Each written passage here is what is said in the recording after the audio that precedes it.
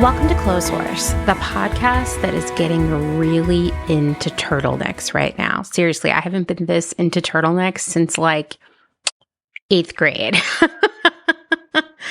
I'm your host, Amanda, and this is episode 190, which I can't believe I'm saying that. That means I'm 10 episodes away from 200 episodes.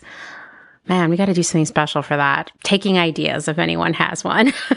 Anyway, this is part 3 in a series about why new clothes are kind of garbage these days. And if you haven't listened to the other 2 parts, please go do that now because you're going to be really confused. If you don't, we'll still be here waiting for you when you're done listening. So yes, this week we are continuing to unpack why new clothes have become total garbage over the past 15-ish years.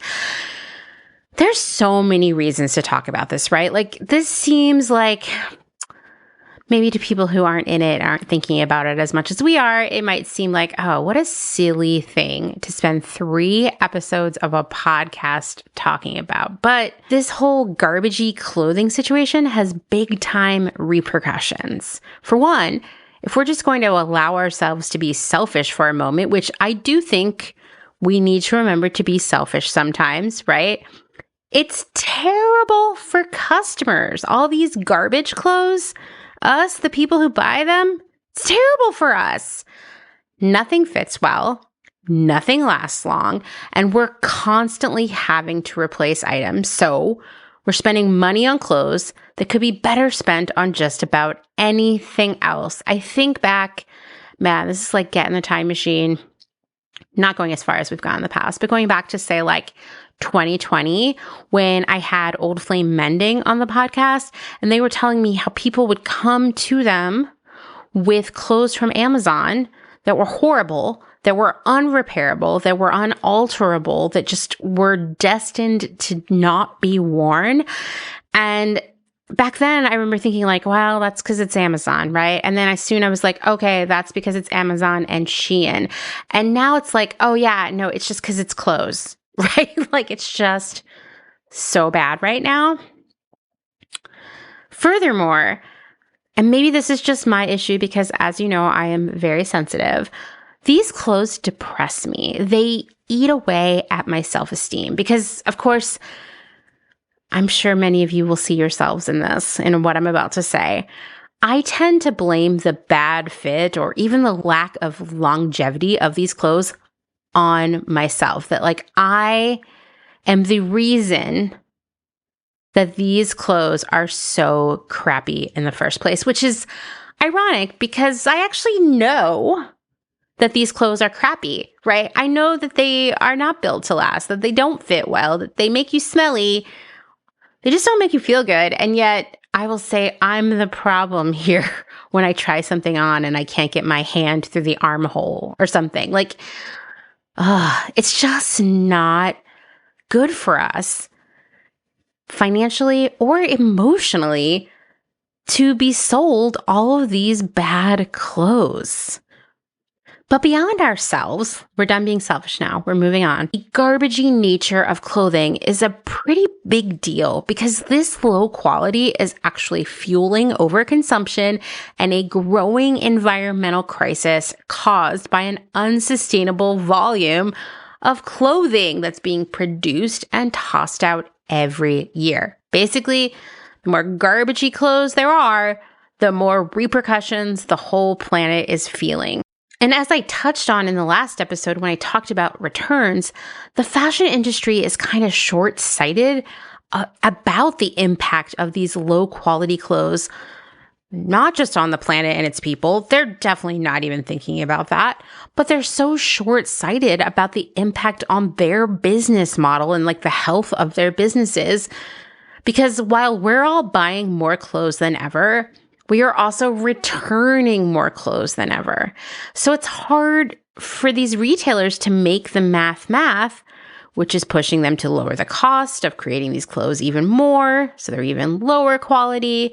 That leads to even more returns, which leads to pushing down the costs even more to cover the cost of those returns, which leads to even more returns because the quality is even worse.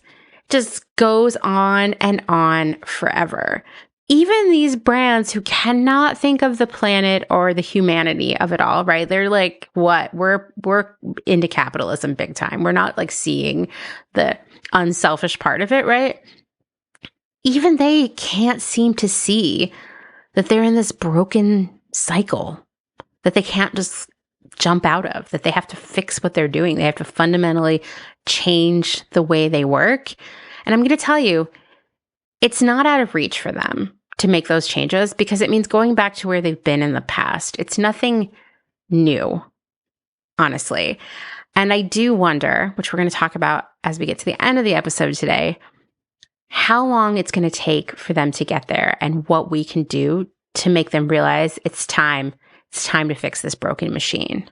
All of the reasons that clothes are so garbagey right now that we have unpacked so far are indicative of an industry that is just so short-sighted.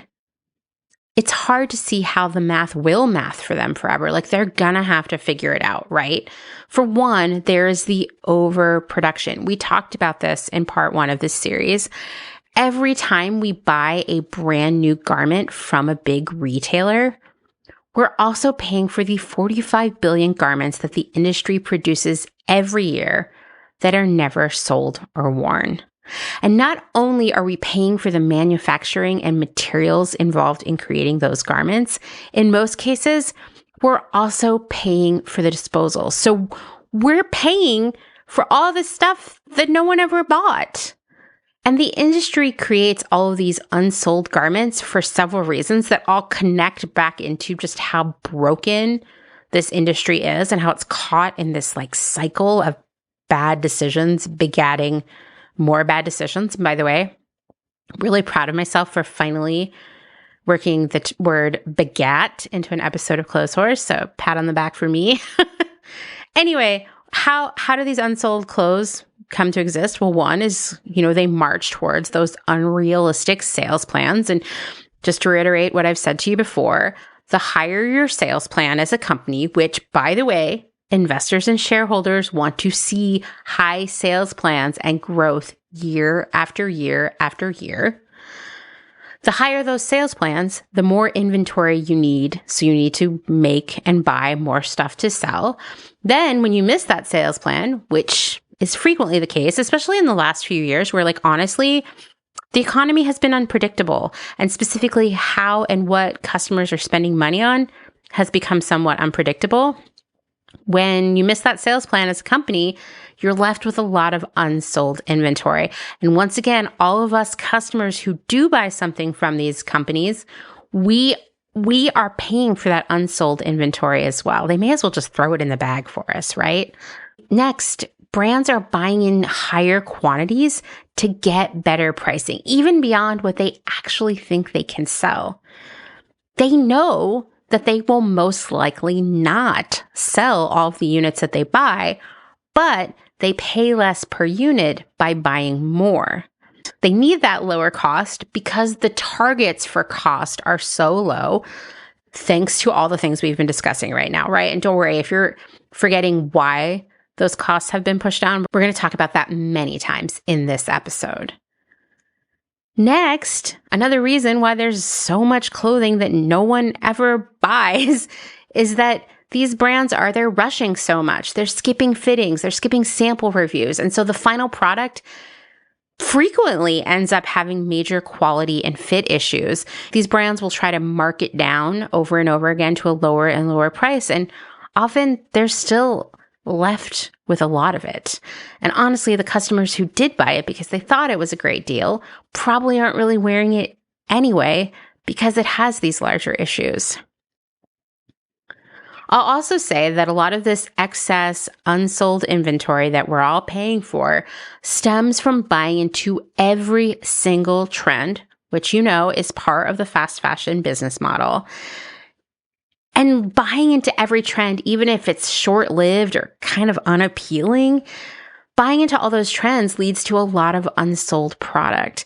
Also, buying into the same trends as every other brand results in unsold stuff too.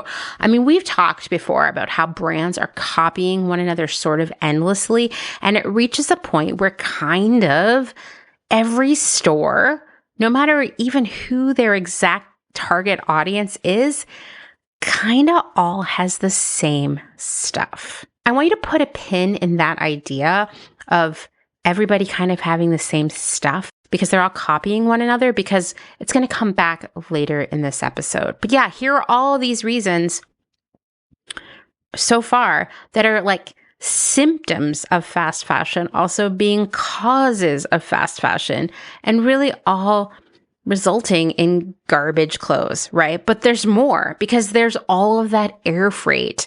It still blows my mind as just like a person, but also a person who has worked in the fashion industry for a long time, that most clothing is being shipped via airplane around the world, sometimes more than once.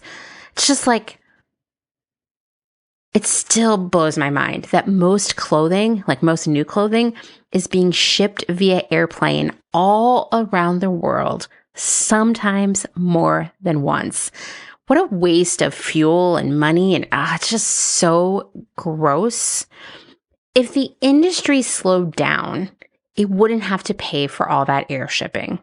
And then maybe it wouldn't have to overproduce in order to get the better pricing, or cut the quality of the clothing in order to afford the air freight. And then, the clothes would be better and be returned less often. It all adds up, right? But instead, we have an industry that is not only selling us crappy clothes in the name of speed, it's also creating a massive climate footprint in doing so. And then, of course, there are all of the returns. On average, as I said in last week's episode, about 3 out of every 10 garments sold in the US is returned. For some brands, it's even higher, like Revolve, where I just never stop marveling at this statistic.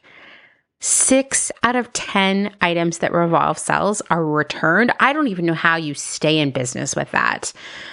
Processing these returns is so expensive. In fact, some analysts believe that it costs retailers 59% of the original selling price to ship and process a returned item. In last week's episode, I sort of did that math for you, but like top line here, we're saying like if you paid $50 for a shirt and returned it, it cost that retailer $30 in return shipping and processing. How did they make any money? Well, the spoiler is they didn't. And that's why more and more of them are charging for returns or making it a lot harder in the first place, maybe only offering store credit instead of a refund. I'm looking at you, Dolls Kill. I hear all about this on Reddit. Or just saying, hey, we're going to give you the money, but keep the item, sort of passing the burden onto you. It's like, rather than taking a step back and saying, hey, I wonder why all these clothes are getting returned, maybe it's a quality and fit issue, they're like, no, how can we keep doing what we've been doing, but make the math work in our favor? The return rate of clothing, meaning the amount of clothing that is returned, has only increased as the quality of clothing has decreased. And it's a very clear correlation. If stuff fit better and wasn't made of bad fabrics, the returns wouldn't be so bad, right? But currently, we're all paying for these returns as retailers have cut the cost of making these clothes in the first place to cover the cost of these returns. I mean, it's just like, does anybody else feel dizzy from all of this? Because I do. As I'm like thinking this through, writing it out, I'm just like, it's just keeps going and getting worse, right? We always say that fashion raced its way to the bottom in the wake of the recession, and that's how fast fashion became the model. I would actually say that they are still racing to a different bottom that is far deeper than what we thought it was in 2010, because I don't know how these businesses make sense at this point. Well, if you're not feeling dizzy yet, I want to assure you that you're going to get really dizzy by the time we're done with all of this, because we're going to break down the final 4 reasons why clothing is kind of garbage right now. And they are: 1, free shipping; 2, deals, deals, deals; 3, cuts in the number of people working in design and production at these brands. Yeah, has a major impact, let me tell you. And lastly, maybe not your favorite one on this list, but I'm going to tell you the last reason why clothes are kind of garbage right now: because we're still buying them. Don't worry, we're going to break it all down today.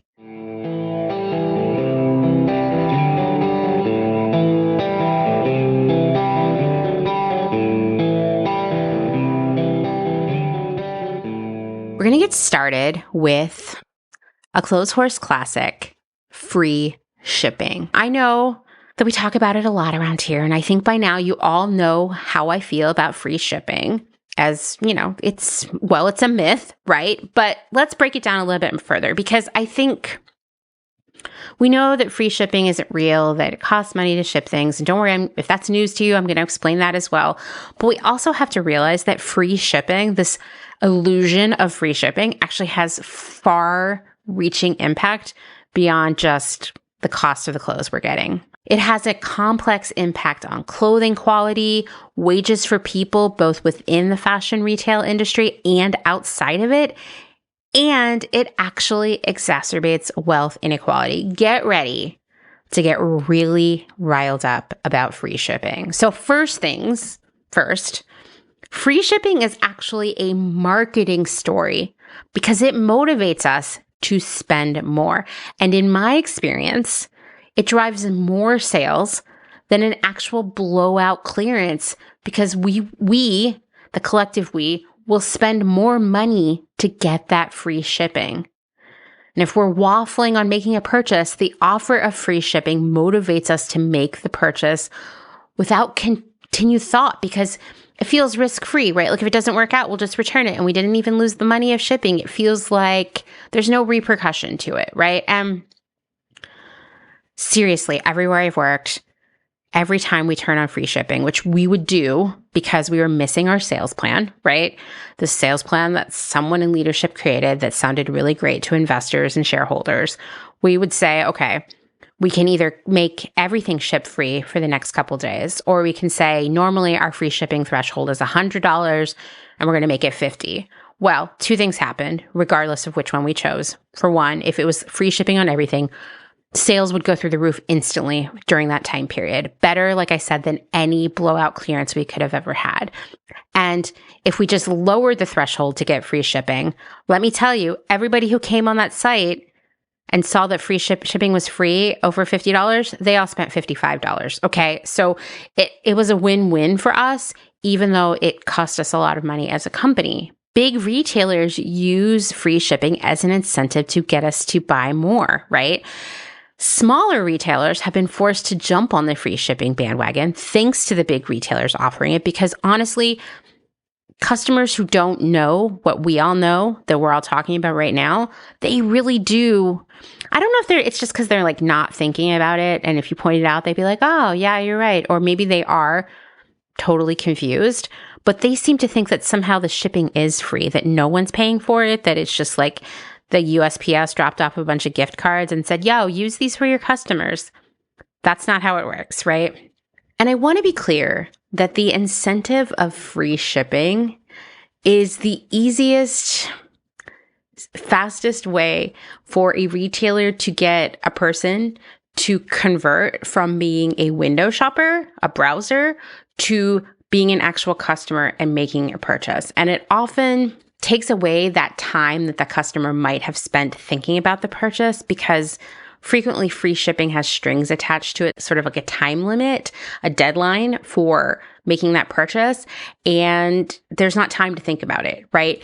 And this whole idea of conversion and increasing conversion, meaning like getting someone to buy something, is really all about speed. And so like, for example, I don't know how many podcasts you listen to that have ads from Shopify, but Shopify is a platform that a lot of medium-sized and small brands use now. And it's like a platform for selling, right? It tracks the inventory and, it processes the sales, and it's really like the infrastructure under a website for a smaller business. Big retailers don't use Shopify because they have kind of grandfathered in other stuff that they built, and they have more complex inventory systems behind the scenes. It's the whole thing. I could talk about that kind of stuff for hours on end because it's really interesting to me, but maybe not interesting to you. Anyway, if you have listened to some podcasts that have ads from Shopify, you'll notice, or maybe you skip them, but if you hear one the next time, listen to the whole thing, because Shopify boasts that it has the highest conversion of any sales platform out there. And when they speak about highest conversion, what they're saying is more people who come to a shop that is powered by Shopify, that is built upon that Shopify platform, they are more likely to be converted to customers than any other platform out there. And Shopify's platform is pretty genius because it makes the process of checking out so fast and so seamless that you don't ever have one moment where you're annoyed that you have to enter your credit card information, or you're waiting for something to load, or anything else that might give you that 1 second or 5 seconds to think about what you're purchasing and change your mind. I liken it to when you're shopping in real life and you maybe only have 1 or 2 things, and you walk up to the front and the line is super long to check out. And as you're standing there, you think, do I really need this? Do I really want to wait in line? And ultimately, in many cases, you change your mind and you put the stuff back and you leave, right? Free shipping is one of those ways that retailers get you to not think about putting the stuff back and just go for it right now. Big retailers use free shipping as an incentive, as a motivator to get us to buy more stuff or make a purchase that we were kind of waffling on. But their use of free shipping as a way of getting us to buy more stuff actually has a larger trickle-down effect that affects other businesses as well. Smaller retailers have been forced to jump on this free shipping bandwagon, meaning offering it frequently or always, because we're kind of accustomed to it as customers. And maybe you or we wouldn't change our mind to shop from a small business just because they didn't offer free shipping, but many, many people would. Even if it meant that they were going to buy a lower quality item from Amazon or something, they would still feel motivated by the enticement of free shipping, right? Because we tend to think that shipping is sort of like valueless. It's this like tax we have to pay to make a purchase, rather than stepping back and realizing that shipping is actually a service that we're paying for. And that service is that we don't have to go to the store and wait in line. We don't have to drive there and park and look around to find what we want. We might not even be able to find what we want, right? And so the shipping as a whole is actually like a really valuable service. And, I think understanding that is some work we all have to do. I think when we further realize that this myth of free shipping, this illusion of free shipping is actually affecting the quality of what we're buying, maybe that's what pushes people to walk away from free shipping. I don't know, or at least look at shipping differently. I mean, that would be amazing, right? I'm always like, how do we attack these ideas from different directions to find where they will resonate with people, where the tipping point is to motivate them to change their behavior? And perhaps this is one way we look at it, that free shipping is actually resulting in lower quality product. I'm not really sure. Here's the thing. These medium-sized businesses, they have to offer free shipping. And then it trickles down even further to even smaller, like micro businesses on Etsy and Instagram and the various resale platforms, because we all expect free shipping now. It started with Amazon, then all the big brands picked up on it. And then now it's like, everyone is like, shipping has no value, right? Well, when we ask a small business and these one-person micro businesses for free shipping, we're actually asking them for a discount because they have to pay for it somehow, right? Like, no one's getting shipping for free except for us customers. But then actually, we're not really getting it for free either. Everyone is paying for shipping. I would say the micro businesses, the smallest businesses, they actually bear the repercussions of the free shipping industrial complex way more than any other brand is out there, and they may not be passing that loss onto customers in the same way because they don't have the ability to do that. Even with these big retailers who have more money and more resources, even they are giving us a sort of invisible discount when they offer us free shipping because they spend a chunk of money to get orders to us. They have to pay someone to pick your order, meaning pull all the items from the shelves and racks. They have to pay that same person or another person to pack it all up and prepare it for shipping. They have the cost of packaging, boxes, tape, labels, packing slips. I will tell you, so many of my friends who have small businesses are like, man, it is the shipping packaging that just kills us because it's really expensive unless you can order like a whole pallet of it. And none of them have that kind of money. So for a small business, just the whole shipping, it's hard, right? Even when it's a big retailer, like I said, the retailer pays for the shipping, whether that's UPS, USPS, FedEx, DHL.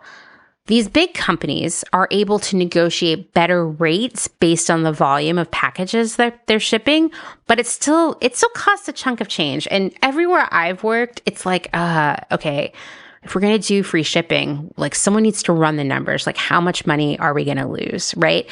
I will tell you, the discounts that these big retailers get on shipping are pretty substantial, but it still adds up, And I want you to put a pin in that idea of the retailers like negotiating this lower shipping costs because we're going to come back to that and it actually has a big ripple effect. But when you think about it, when you really picture the process of an item getting from the warehouse to you, you can see that shipping is expensive for a reason. It's a complex set of logistics. First, the shipping carrier picks up your order and a lot of other orders from the warehouse. Next, it heads to a sorting facility where it is sorted and loaded onto a truck heading toward a sorting facility that is closer to its final destination. We've got people all along the way here, right? Driving trucks, loading, unloading, sorting. Depending on how far away this package is going, it might go to the airport and take a flight. Then it's going to be loaded onto another truck. And at the final sorting facility, it is loaded on a truck that will deliver it to your porch. Sometimes it actually just gets delivered to the local post office and then your postal carrier delivers it to you. But these packages are touched by a lot of people.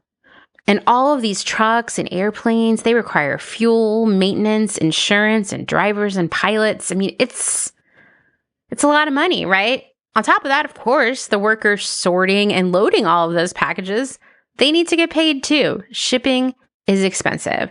And as I've said, we are all paying for free shipping, even if it feels like we don't. You have to ask yourself, because we know about capitalism around here now, and we know some of the principles of it, and we know how big companies work and how they have to be profitable, right? And they have to be more profitable each year than the previous year. So how do retailers make the math and bring in those nice profits for executive bonuses and shareholder dividends while offering free shipping and paying for all that shipping? I mean, you knew that they weren't going to just like give us the free shipping, right? They were just going to write it off. They weren't like, love you guys. Don't worry about it. No, of course not. There are a few things that they can do, right? I mean, one is that they could raise the prices for customers to cover this free shipping. A lot of my friends who are small business owners, they actually bake the cost of shipping into the selling cost to the customer. So the customer never sees the shipping, but they're paying for it as they should, right? That's a pretty risky move for a lot of big retailers. I mean, it's like very price sensitive for them. Their customers are looking for deals, and there's always going to be someone selling what they sell for cheaper somewhere else or on sale or with a promo code, what have you. So they probably aren't going to raise their prices. And the reality is the customers want stuff to be cheap AF, right? Like that's what they're looking for, especially when they're buying from a big company. So what's really more likely to happen to cover the cost of all that free shipping is that the retailers will make each item more profitable by decreasing the cost to make it. Now, throughout this series, I have been explaining how companies cover the cost of things like returns and free shipping and how that relates to product cost. And I just want to review that again. Buying, design, and production will receive margin targets from upper management. The margin target is the markup products should have on average, and it is non-negotiable. If you, as a buyer, do not hit that margin target, you will not have a job much longer, and you might take down your designer and your production people with you. And these margin targets, they translate into cost targets for everything you buy. Now, I think I've talked about this before, but like if you go buy something at a boutique and it's from another brand, most likely they're getting a keystone margin, which means it's double the cost they paid for it. So if the boutique paid $20 for it, they sell it for $40, right? That's like the MSRP. I mean, they could sell it for more than $40 if they want to, but they might not have success with that. Now, that keystone margin, that doubling the price, that's 50%, right? I'm going to be real with you and tell you that the vast majority of retailers, like big brands and retailers, and even medium-sized brands and retailers, are marking things up 70%, 75%, 80%, right? Much more than that doubling. We're talking like 3, 4, maybe even 5 times the cost they paid for it. And it's because they're covering things like free shipping and overproduction and returns and all these other line items, right? So they need to have that original price be much, much higher than the cost they paid for it. But they can't mark stuff up to a really high price because people are price sensitive. So what do? To get that huge markup, they push down the cost of what they're selling, right? The cost that they pay for it, not the cost the customer is paying for it. These margin targets, like I was saying, that you get from upper management, they begin in a larger budget where things like rent and salaries and freight and the cost of processing returns and free shipping and everything else are itemized. They use all of that, they add it all up, they figure out how much money they need to make and how much they need to sell to get there, and that kind of dictates the cost of everything, right? Or at least these margin targets, which tie back to the cost of everything. The more free shipping, the more returns, the more overproduction, the more of all of these things that happen, the higher those margin targets, the higher the markup becomes. And the costs of what buying and design and production can spend on a product go down.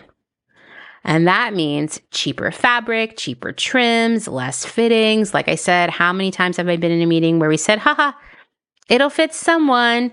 It means less details, say goodbye to those pockets, and of course, squeezing the factories for lower costing. And as a result, garment workers are also paid even less. So there we go. The model becomes more exploitative and the quality just gets worse.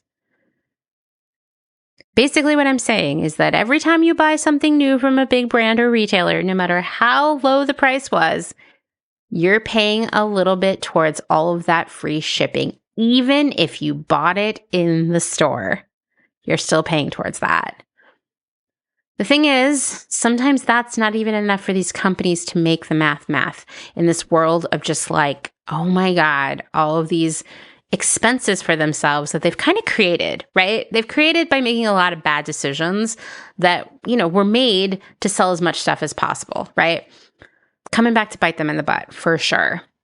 So they're going to have to cut expenses elsewhere to cover all this free shipping and all this other stuff. They're going to pay their own workers less. And that means in the offices, in the warehouses, in the stores. This means they're going to provide less expensive benefits to everyone. And they're going to keep workers, whenever possible, at less than full-time hours to avoid offering benefits. That means lots of people work 1 or 2 jobs and don't have health insurance here in the United States. They don't have paid time off. They don't have sick days. It's disgusting to say that out loud. Even as a person who, man, I got to tell you, way back when I was working retail, I rode my bike everywhere, right? Because I couldn't afford a car. And I got hit by a car on my way to work one day. And it was a hit and run. And they left. And I was in shock. I somehow made my way to work. I think I walked the whole way there. I come in, I'm like all bloody. I'm like out of it. I'd broken my jaw. I didn't know that then. And I wanted to go get some health care, but my manager had forgotten to file my paperwork for health insurance. I'd just become full-time like a few weeks before that, and I should have been covered by health insurance, but she'd forgotten to submit the paperwork. The company was like, well, you have to wait another year. You have to wait until open enrollment. And that is ridiculous to me, just to say that out loud. I can't believe this happened. Here I am working full-time at a job and I can't even go see a doctor. And when I did finally borrow some money to go see a doctor, the doctor was like, well, your jaw is broken. We should really wire it shut, but you don't have any health insurance. I don't think you can afford it. And he was right. And so I just had to like let it heal. And of course, this is the kind of thing that turns into chronic problems, right? I still feel it, you know? These are the kinds of things that happen more and more often because retailers can't make the math with all the other dumb decisions they're making. So when you say this all out loud, when you really think about it, you start to see how free shipping, get ready for it, exacerbates wealth inequality, right? Because people aren't making enough money. They don't have benefits. They don't have access to paid time off. They can't afford to have a good life, right? Okay, but that's just the beginning of it. This is like a big thing. So remember how I said that retailers renegotiate shipping costs with the carriers? They do this to get the cheapest price they can. And they often do this by sort of promising to ship a certain number of packages each year. There's all kinds of spreadsheets involved. And often getting those lower prices on shipping for next year means promising you'll ship more stuff next year, which means you'll do anything you can to sell more stuff next year to hold on to that low pricing for shipping that allows you to offer free shipping. So the free shipping machine kind of fuels the overconsumption and waste colonialism that's happening right now, right? Because this is where you start to see even more weird deals and sales and all kinds of stuff, all these levers being pulled to get us to buy more stuff, right? So they can hold on to that lower shipping price. Furthermore, you might not be surprised to hear this, these shipping companies have executives to pay bonuses and shareholders who want dividends, so they have to make the cost up somewhere too. For one, they raise shipping rates for small businesses and regular people like myself who just want to send a gift or some cookies, and suddenly we're like $25 deep. I want to assure you, these big brands are not paying anything close to that in shipping. This also forces these shipping carriers to cut their costs by, you guessed it, paying their workers less and decreasing benefits for the employees. They probably also cut employee count too, having, less people doing the same amount of work as more people because they got to make profit while offering this pricing that's probably not very realistic to these big brands who need that unrealistic pricing in order to offer us free shipping. It's just this like dumb cycle here too, just this shipping industrial complex of foolishness. So here again, we see the myth of free shipping suppressing wages and just generally affecting quality of life for more people. Well, workers around the world are feeling the pinch of covering those shipping costs as their wages are pushed lower. We're talking garment workers, the employees of all of these brands and retailers.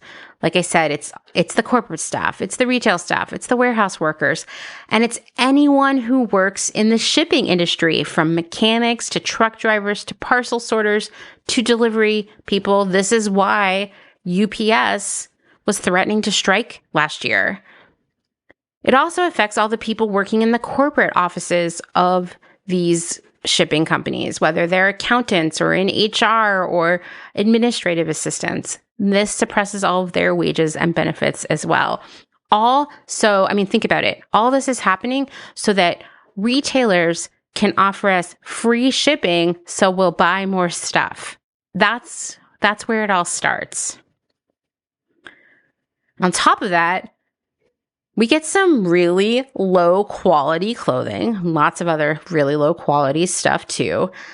And then, of course, these clothes are more likely to be returned, which means the return rate increases, which means the cost of processing those returns increases. And then the cost of making our clothing is further reduced, leading to more returns into infinity. It's just, oh, it's a broken system.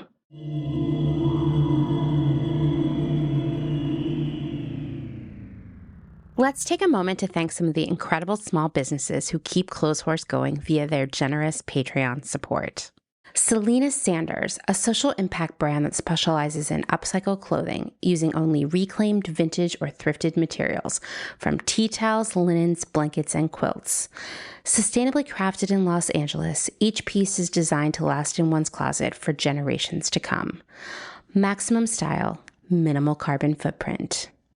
Shift Clothing out of beautiful Astoria, Oregon, with a focus on natural fibers, simple hardworking designs, and putting fat people first. Discover more at shiftwheeler.com. Late to the party, creating one-of-a-kind statement clothing from vintage, salvaged, and thrifted textiles. They hope to tap into the dreamy memories we all hold. Floral curtains, a childhood dress, the wallpaper in your best friend's rec room, all while creating modern, sustainable garments that you'll love wearing and have for years to come.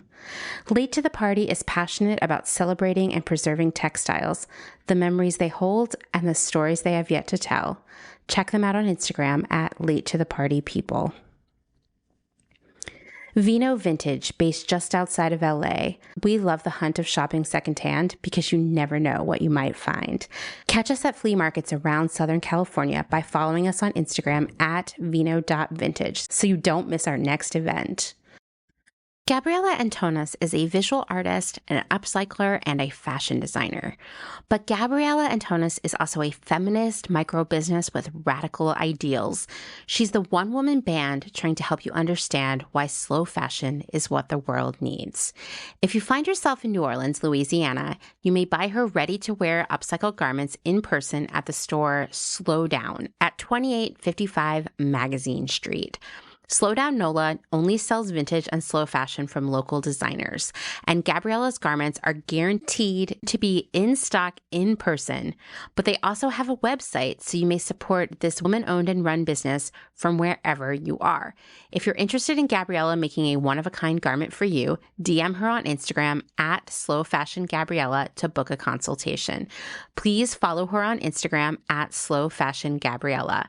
That's Gabriella with one L. Dylan Page is an online clothing and lifestyle brand based out of St. Louis, Missouri. Our products are chosen with intention for the conscious community. Everything we carry is animal-friendly, ethically made, sustainably sourced, and cruelty-free. Dylan Page is for those who never stop questioning where something comes from. We know that personal experience dictates what's sustainable for you, and we are here to help guide and support you to make choices that fit your needs. Check us out at dylanpage.com and find us on Instagram at dylanpagelifeandstyle. Salt Hats, purveyors of truly sustainable hats, hand-blocked, sewn, and embellished in Detroit, Michigan. Find us on Instagram at Salt Hats. Gentle Vibes Vintage. We are purveyors of polyester and psychedelic relics. We encourage experimentation and play not only in your wardrobe, but in your home too. We have thousands of killer vintage pieces ready for their next adventure. See them all on Instagram at Gentle Vibes Vintage. Thumbprint is Detroit's only fair trade marketplace, located in the historic Eastern Market. Our small business specializes in products handmade by empowered women in South Africa, making a living wage, creating things they love like hand-painted candles and ceramics. We also carry a curated assortment of sustainable and natural locally made goods. Thumbprint is a great gift destination for both the special people in your life and for yourself. Browse our online store at thumbprintdetroit.com and find us on Instagram at thumbprintdetroit. High Energy Vintage is a fun and funky vintage shop located in Somerville, Massachusetts, just a few minutes away from downtown Boston. They offer a highly curated selection of bright and colorful clothing and accessories from the 1940s to the 1990s for people of all genders.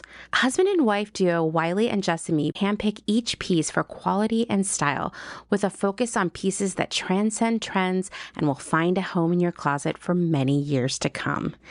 In addition to clothing, the shop also features a large selection of vintage vinyl and old school video games. Find them on Instagram at High Energy Vintage, online at highenergyvintage.com, and at markets in and around Boston. Vagabond Vintage DTLV is a vintage clothing, accessories, and decor reselling business based in downtown Las Vegas, Nevada. Not only do we sell in Las Vegas, but we're also located throughout resale markets in San Francisco, as well as at a curated boutique called Lux and Ivy, located in Indianapolis, Indiana. Jessica, the founder and owner of Vagabond Vintage DTLV, recently opened the first IRL location located in the Arts District of downtown Las Vegas on August 5th. The shop has a strong emphasis on 60s and 70s garments, single-stitch tees, and dreamy loungewear. Follow them on Instagram at Vagabond Vintage DTLV and keep an eye out for their website coming fall of 2022.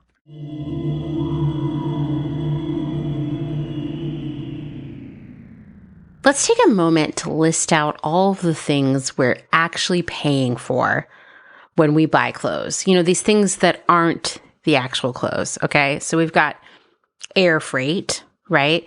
We've got returns, overproduction, and free shipping. These are all things that really, really add up over time.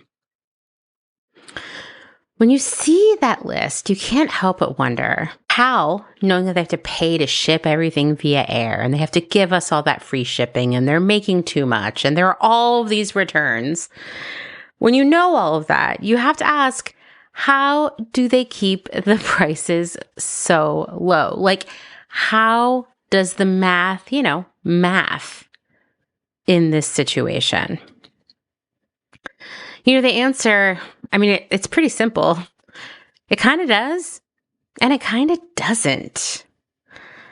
Which brings me to the next reason why new clothing is kind of garbage these days. It's all of those deals, deals, deals. As I say often, clothes are actually less expensive now than they were in the 1990s, even though the retail prices of just about everything else have increased. And it's a twofold issue. Like, for one, the original prices themselves are lower, like what's on the price tag, right? And two, things go on sale faster. There are a tremendous amount of promos and discount codes, and flash sales, and it starts to feel kind of irresponsible to pay full price for anything when you know it will go on sale soon, or that you could just take a few moments to track down a discount code. That's where we live right now. And it's interesting to me because for years in the early part of my career, Macy's was the cautionary tale. You don't want to be like Macy's, where everything is always on sale all the time and there are all these stackable promos. And if you sign up for a credit card, you get even more percentage off, all of that kind of stuff. It was like, don't be Macy's. Macy's has trained their customer to expect to buy things on sale, and then as a result, to never pay full price. And the math and how it maths at Macy's is its own disaster. But the reality is that, like, all of these brands who didn't want to be Macy's, who didn't want to train their customers to buy stuff on sale, they kind of did, right? I did think it would be kind of fun, at least in a very, like, what I think of as fun kind of way, to compare some prices of stuff from the 1990s to now. And I mean specifically clothing. I decided that I would compare the 1996 Dealz winter catalog to the Urban Outfitters website. I figured, they've got the same kind of stuff on the site right now. It's that season. They both target teen girls. That part made sense to me. And, I'm going to tell you, Before I even really started to read the copy in the scans I looked at of the Dealia's catalog or went over to look at the Urban Outfitters website, I had no idea that this was going to be such a good comparison. And you'll find out why. Okay. So first things first, thanks to inflation, $1 in 1996 is about $1.92 in 2024. So almost double. That's a pretty big jump right there. And I want you to keep that in mind as we do this little experiment. And don't worry, I have already gotten out my calculator. I've been calculating the adjusted pricing for inflation for all these Dealia's things. So you're not going to be required to get out your own calculator and follow along. Although, to be honest, I would be really stoked if you did, just because I love, calculators and math. Okay. So anyway, like I said, I started this not even realizing how well this was going to work out. And I kind of can't believe that the first item we're going to compare from that 1996 Dealia's winter catalog is a Bulldog zip-up hoodie. Now, those of you who are elder millennials or Gen Xers will know that Bulldog is actually an Urban Outfitters brand that they were selling wholesale at that point and in their own stores. And over time, it became BDG, which is a brand that many of you probably recognize from Urban Outfitters, at least those of you who have shopped there. For some reason, they had to drop a bunch of letters and shift from Bulldog to BDG. Sometime I want to say in the late 90s, early aughts. I'm sure it was a copyright issue. So in 1996, the zip hoodie, this Bulldog zip hoodie, was $36. That's a little bit more than $69, $69.12 to be exact, in 2024. Well, guess what? I went on the Urban Outfitters website. I found a BDG zip hoodie for sale on their website. And guess what? It's $59. So $10 less than that Dealia's price when adjusted for inflation. Now, unfortunately, the Dealia's catalog doesn't list fabric content, which is very, very naughty Dealia's. Don't like it. But I can tell you that the Urban Outfitters hoodie is 80% cotton, 20% polyester. And that poly blend probably helps keep the cost low. I would suspect, once again, this is pure conjecture. I have in my lifetime bought very little stuff from the Dealia's catalog because it was really expensive. But I did have a Dealia's hoodie, probably a Bulldog one, as I look back, that I got at the Dealia's outlet in Reading, Pennsylvania, when I was in high school, and my grandma took me there, and I had a little mini shopping spree with her. I did get a hoodie there, and I specifically remember that it was 100% cotton. Once again, may not have been the same style, but doesn't surprise me that the Dealia's hoodie would be 100% cotton, whereas the Urban Outfitters hoodie of 2024 is going to be a cotton poly blend. So next, I wanted to compare this really cute wool sweater from the Dealia's catalog. It's called the Scandinavian sweater, and it's a very cute Fair Isle pattern. I would totally wear it. I was like, oh, this would be a great one to compare because we've talked about sweaters so much recently here on Close Source. Guess what? I mean, you're probably not going to be surprised, but I had faith, okay? I really thought I could find a wool sweater on the Urban Outfitters website, and actually, I couldn't find a single wool sweater on the Urban Outfitters website that wasn't vintage. Everything else was like poly blends, acrylic, that kind of stuff. I will say that the Dealia's sweater was $59. It was one of the more expensive things in the catalog, which is $113.28 in 2024. The vast majority of the sweaters on the Urban Outfitters website are priced far below that, unless they're like a brand from somewhere else. Also, all of those Urban Outfitters sweaters were synthetic. So it once again speaks to this engarbageification. Is that a word? Engarbageification does not roll off the tongue. Anyway, kind of speaks to clothes getting kind of garbagey. We'll say it that way. Okay, so the next one is really interesting to me. It's an iconic 90s style. It is the carpenter jean.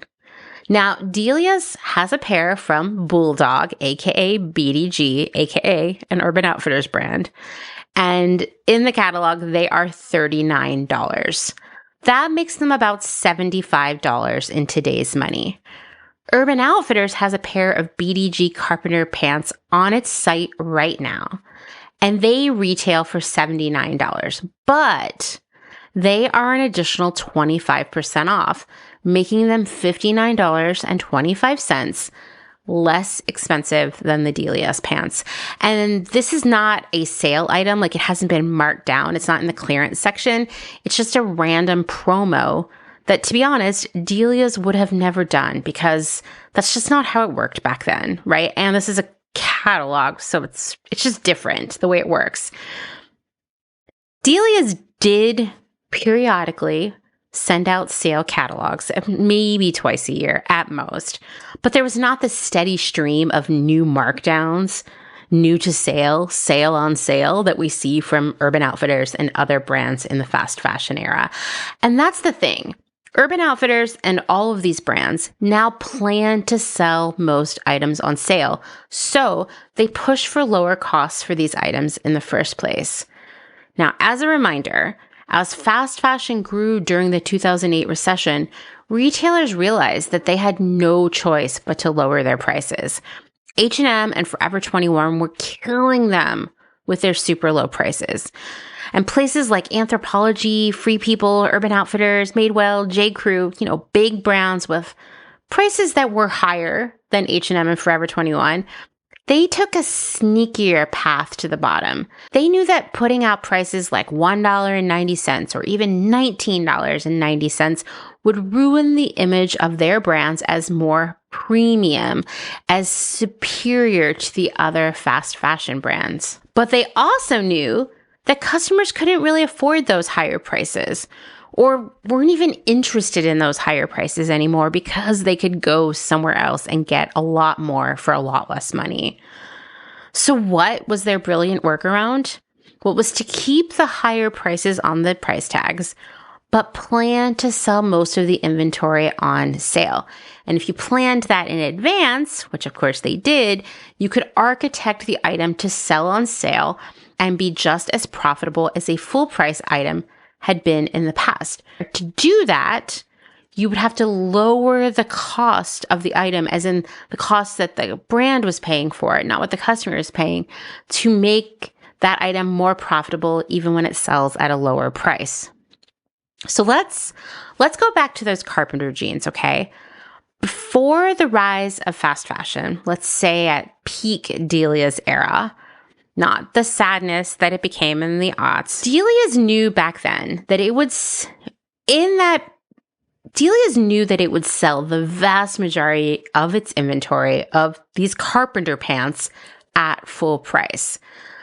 For the sake of this exercise, because we have to make apples to apples, right? Not apples to oranges, we're going to use that 2024ified price for illustration right now. So rather than the $39, we're going to say $39 then is $75 now. So $75 is the price we're working with, okay? Now, Delia's might sell a few on sale that were left over at the end of the season, maybe in less popular sizes and colors, but in general, 90% or more of those pants would sell for $75. And I want to be clear that in the pre-fast fashion era, this is really how it worked, because retailers weren't offering all these sales and deals all the time, unless they were Macy's. And they also weren't overproducing and overbuying to the extent that they have been for so long now. And but all that overbuying, all that overproduction forces even more stuff to sell on sale, right? Because there's too much of it in the first place.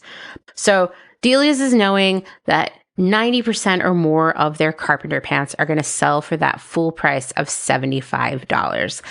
And by doing all the math here and working backwards, this means that they could spend $26 to $30 making each unit of pants and still run a very profitable business. I'm going to tell you, saying $26 to $30 for a pair of pants out loud feels so expensive for me as a buyer with a fast fashion background. I'm going to tell you, I'm like, whoa, what are these pants like made of gold? No, they're probably made of natural fibers, right? And that's the difference. They probably had really nice YKK metal zippers, right?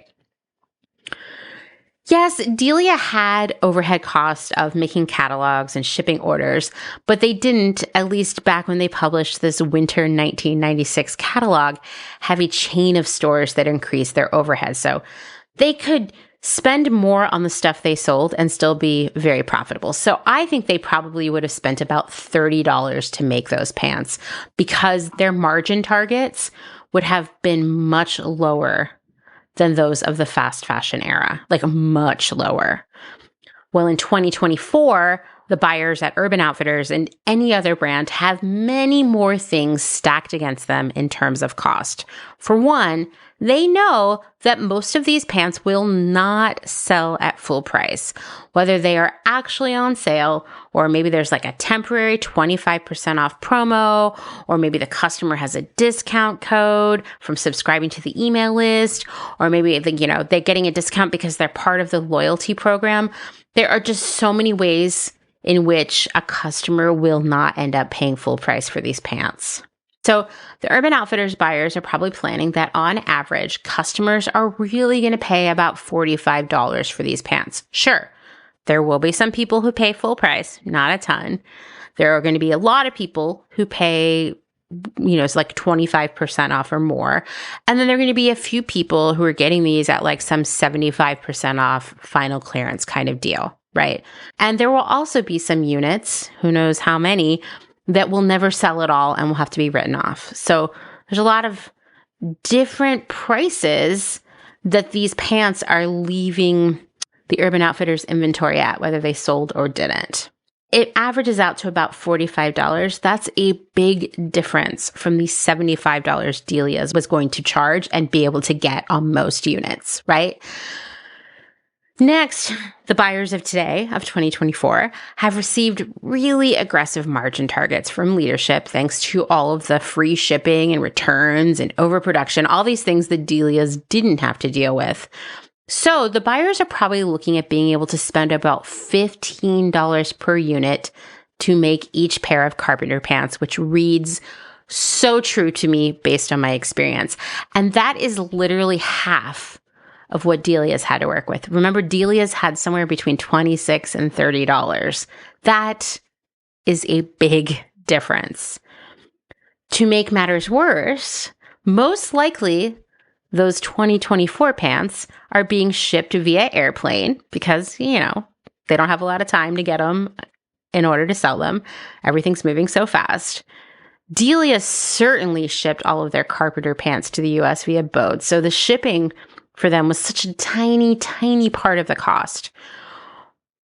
But for the buyers of today, that cuts another $2 off of what they could spend on these jeans, meaning that now these jeans have to be made for $13. That includes everything: fabric, trims, like the buttons, the zippers, any special washing, which denim in general is going to get some sort of wash or over dye done to it. I mean, $13 does not go very far when you're making some jeans, and you also have to pay the duty on them, which cuts out even more of the cost to actually make them, right? And the cost of the materials, all that stuff. Like, you're ultimately ending up with a pair of jeans, of carpenter pants, that are significantly lower quality than the Delia's ones because the buyers have less than half of the cost to work with than the Delia's buyers had, which means both of these pants might be called carpenter pants, but they're going to be a lot different. The 2024 pants are going to have thinner fabric because that also saves on shipping costs too. The trims, like the zippers and buttons, will be lower quality and not last as long, and definitely not a YKK zipper to be found. And who knows how these pants are going to fit, because probably there wasn't any time or money to really fit them.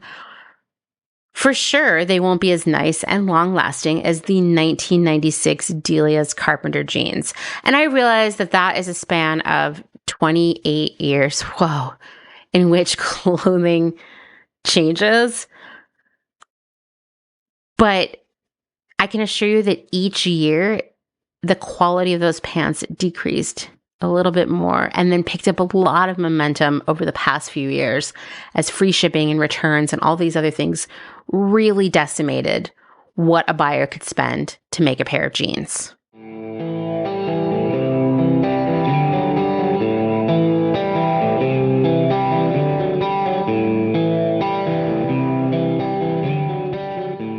We've talked a lot about how brands and retailers are cutting costs for making clothing, basically making a trade between quality and covering the expenses of all those deals and free shipping and returns, etc. But there's another cost they're cutting that might not be visible to the shopper, but is very obvious when we look at what brands are selling and how those garments actually fit and look. And that's that brands have continued to cut back on design and production staff, all while increasing the number of styles these teams are required to create each month. This is another reason why clothes are kind of garbage these days. I couldn't find any data to throw at you for this, and I suspect it's because it's something that's been sort of happening a tiny bit every year for the last 15 years. So there's no like, oh, today all the design teams got cut in half. It's just been happening slowly over time. But if you ask anyone who works in corporate fashion, they will tell you the same thing. Over the years, our wages stagnated. Promotions and raises came less often. Our workloads increased, often double or triple or quadruple of what it was pre-2008, because suddenly we had to churn out so many more new styles constantly, right? That's what fast fashion is. Getting you to shop as often as possible by showing you as much new stuff as often as possible, right? So that increase in newness, that constant need for newness, that really becomes a burden for the people who buy and design these clothes. The other thing that happened is that, like, while our workload was increasing, when someone would leave, they were never replaced. And I want to be clear that those people weren't being replaced. Those now open jobs were being eliminated. Our wages were stagnating. We weren't getting promotions and raises, all because retailers were finding in this new fast fashion era where they had to sell things at a much lower price, where they eventually were offering all of these things like free shipping and free returns and shipping everything via air and all of this other stuff, all of these other bad decisions of the fast fashion business model. They found that they could no longer make the math, meaning maintain the kind of profit levels and growth in profit that they had been tracking towards for years before the fast fashion era, really. They couldn't make it work. They couldn't do all of that and offer those prices and offer those things while also paying a full staff to create the products that they were selling. Isn't it ironic to think about that? Or frustrating, maybe? Maybe it's frustrating to think that we're all experiencing a trade-off that these brands made years ago, where they said quality, fit, even just like interesting, unique product is not a priority anymore. And instead, we're opting for low prices, constant deals, and these illusions of free shipping and repercussionless returns. That's the decision they made. They said the product didn't need to be good or interesting anymore, as long as we weren't paying much for the product in the first place. Soon, everyone was doing the work of 2 or 3 people, and it was always framed as like an opportunity for growth, but for growth that really never came. I always think, and maybe this is me being raised in capitalism or listening to too much of the Marketplace Morning Report, I'm not really sure, but I think about my sleep every night as a debt or a savings for the sleep bank. So if I only sleep 6 hours, I owe about an hour and a half to the sleep bank.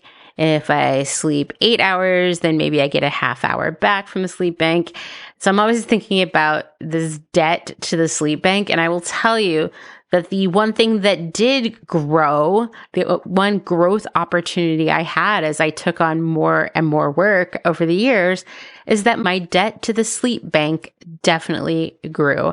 And now I'm embarrassed that I've even talked about my debt to the sleep bank. And I hope at least one of you also looks at it that way. And is this something that I should someday see a therapist about? I'm not really sure. Maybe I should just try to sleep more.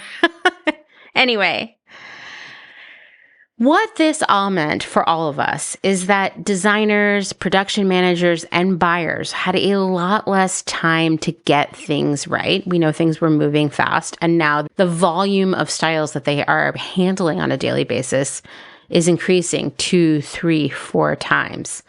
There's not enough time to get to anything the right way, right? There's not even time to design really cool stuff in the first place because it's happening so fast. Furthermore, pressure increased from management to just start buying samples. Spoiler, they weren't actual samples, just things we bought from other brands. And then just copy these samples, which leads to more and more brands kind of selling the same stuff as they copied a copy of a copy of a copy.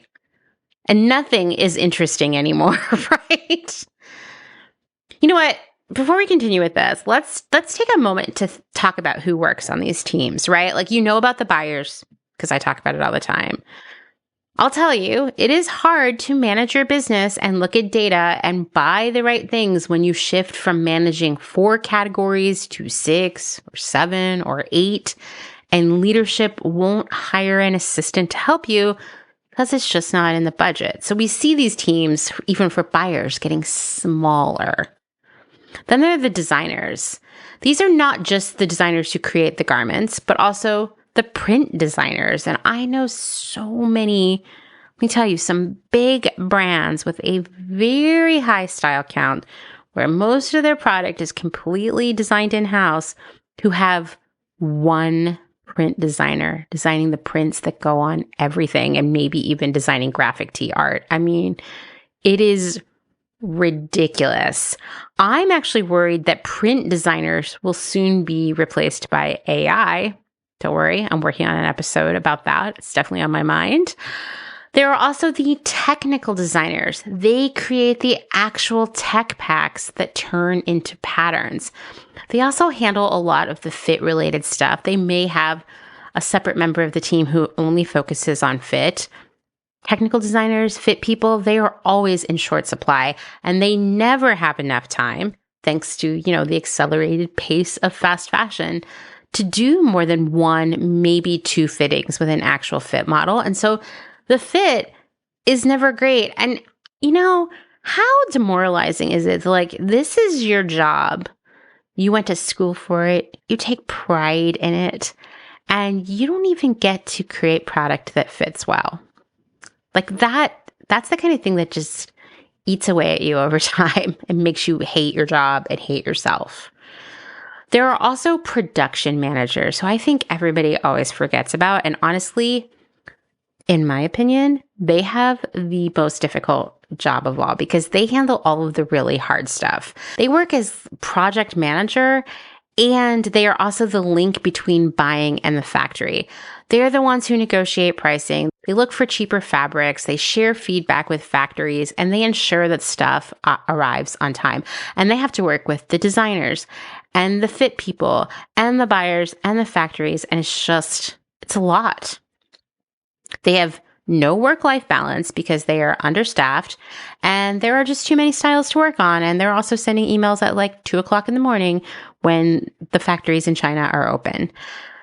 This means because they have such a small staff and so much responsibility that they are often rushed to settle on a cheaper fabric or yarn that no one loves, or good styles get dropped because there just isn't enough time to make the pricing work out. And so you see everyone working together here and you're like, oh, here's another reason why the end result isn't that great. I mean, All of these people are working so hard to find that sweet spot that means a good article of clothing and hitting the pricing targets handed down by upper management. Like, they're trying so hard to get to both, but there's never enough people and there's never enough time to actually make that happen.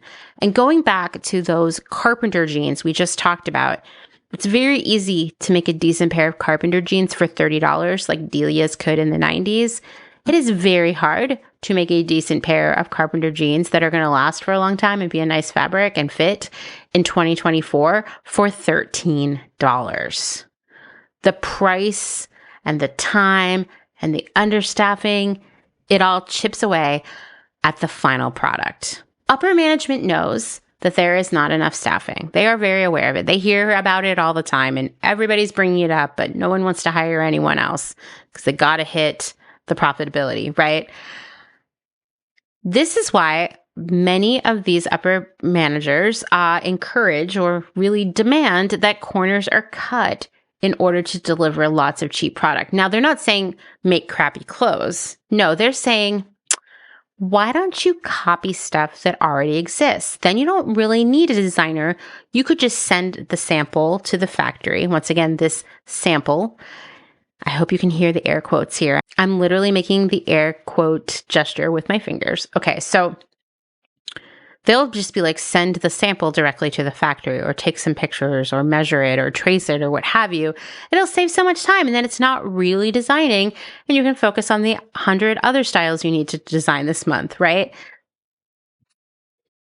So the copying. There's this chart that I share periodically on social media titled Is Blank Fast Fashion? And if you follow Clothes Horse on Instagram, you've definitely seen it. It's like a little checklist. Most of the items I list on this are not shocking for any of you who have been on this Clothes Horse journey with me for a long time, but I'm going to read them out loud because they all fit into everything we're talking about right now. The first one is, does the brand launch new items every week or every day? And we know that this is because the fast fashion model requires for the math to math. I mean, you're hearing what a disaster it is so far, this math, right? Everything we've been talking about for the last 3 episodes. But the math of fast fashion only maths at all if we buy as much stuff as possible, as often as possible. Hence, new items all the time, which leads to the next thing on the checklist. Does the store or website have hundreds or thousands of items for sale? That is how they get you to come back time and time again because there is like infinite choice. As a reminder, Shein launches 6,000 new styles every day. I don't want to go off on too much of a tangent right here, but I want to be clear that when you're launching 6,000 new styles every day, you most certainly do not have a design team creating all of those. How would they possibly do it, right? You'd have to have a whole army of designers. I'm talking, you'd have to have 6,000 designers basically designing a new style to launch every day, right? Because there's no way otherwise that 6,000 new items get launched every day. And yeah, that's an egregious number for sure, but really fast fashion in general is launching a new collection every week without there being enough team there to do it the right way, right? So this is where the copying comes into play because, you know, in terms of Shein, they're mostly copying. Maybe they're completely copying. I don't know, but they're using, this is the suspicion, right? This is what's in the lawsuit that I've talked about on the podcast in the past. The assumption there is that they are somehow using technology to kind of, I don't know, like troll the internet for things to copy, right? It's not, I don't think they're going out and buying 6,000 in quotes samples every day to do this, but like copying is how they're able to get to those 6,000 styles every day. Okay, moving on. Do things seem to go on sale pretty fast? We've already talked about that. That is part of this model. It is because as fast as you're bringing this stuff in, you got to push it out to make room for the new stuff, right? So it's got to go on sale so it goes away. Does the brand have a dazzling array of deals, deals, deals? We just talked about that. everyone kind of has them now, or at least anyone who's not in the like sustainable ethical space certainly has them, right? And sometimes the people in the sustainable ethical space feel the pressure to have them because customers expect it now.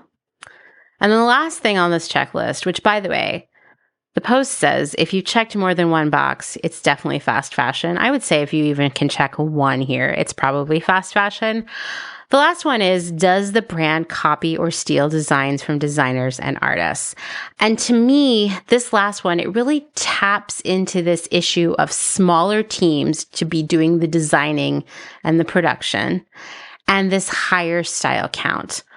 All of the things on this list are all part of the same machine that requires us to buy as much stuff as possible, as often as possible, in order to keep the machine running. But that last one, copying and stealing designs from designers and artists, it's kind of like a function of everything that comes before it. The constant flow of new stuff, the constant deals and low prices, very little stuff selling at full price, and cutting the size of the teams responsible for creating the new product because most stuff sells on sale or doesn't sell at all, and you need to cut costs. And once again, we see how the industry is just in this dumb, short-sighted cycle. Designers in production don't have enough time to get products right, so there are more returns and more unsold inventory, which pushes down the cost of these items in the first place, meaning that the quality goes down and returns increase, right? And as the returns increase, there's less money to pay designers and production people, so there are even less of them, and the quality gets worse, and then the returns keep increasing, and it just keeps going. Or how about this example? Management pressures design and buying to copy from other brands. Well, now there's less demand for whatever they just copied because it already exists. So the brand has to sell even more on sale or destroy what doesn't sell, which costs the company more and drives down costs even more, leading to lower quality product that doesn't sell or gets returned, which means they have to push down costs even more and even more stuff gets returned. I know it just keeps going. Okay, how about this one? Oh man, the number of times I've witnessed this or experienced this in my career, this one's just such a classic to me. Management pressures design and buying to straight up copy from a small artist or designer. Word gets out. There's a lot of outcry. So then the product must be destroyed. It can't be sold to anyone because it is, stolen designs. Usually it's thousands or tens of thousands of units, and the company eats the cost of any legal issues and the cost of making that destroyed product and the cost of actually destroying that product, which, you guessed it, drives down costs on other items, reducing their quality and leading to more returns and unsold inventory. And so you just see how no one's thinking this stuff through. Or conversely, they've been stuck in this cycle for so long, no one can see the way out of it. And it's bad. It's bad for customers, and it's bad for our planet, and it's bad for every person on this planet. Because also, one thing I want you to keep in mind, all these other expenses, they also mean that there's downward pressure on how much garment workers can be paid. Everybody's wages stay low. Everybody suffers in this scenario, even if they're not the people buying the clothes in the first place. It's just so stupid. And I don't know how fashion ever makes it out of this cycle. I mean, I have some ideas, but it's going to be a big change for them. They're going to have to be forced to make it. I also don't know how long fashion can stay in this cycle before brands just disappear, because the way the money's kind of flowing, it almost feels like a weird, Ponzi scheme or something where I don't know how much money is really actually at the end of the day true profit versus weird tax write-off trickery, And I don't know how they make up the money as they keep digging themselves deeper, because they've already understaffed their stores and their offices and their warehouses. They've already cut benefits and wages. They've already cut the quality. What is left to cut to make the math? How much worse is quality gonna get?